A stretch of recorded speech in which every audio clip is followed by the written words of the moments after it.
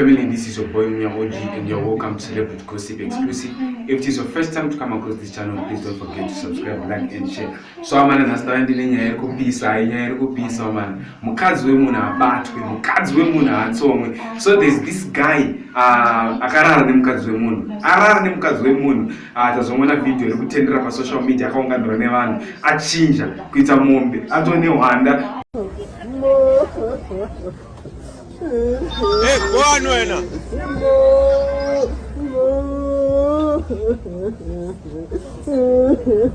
Ogona ngokuma semombe kutsoka dzatohwanda dzemombe atomombe totally changosara ngoti abine musango atotanga kufura hamana mukadzi wemunhu abatwa man hamenoti masingle mother kana kuti mabhebhi anenge aperere kunze kuti chinetso kukupusha kuti unotsvaga mukadzi wemunhu hamana mukadzi wemunhu abatwa mukadzi wemunhu adi atsomwe ndofunga zvomuri kuzvionera zvo zviri kuitika izvo mazvionera mega kuti mukadzi wemunhu atsomwe mukadzi wemunhu abatwe. So now the voice is yours in the comment section. Don't forget to tell me what you think about this whole issue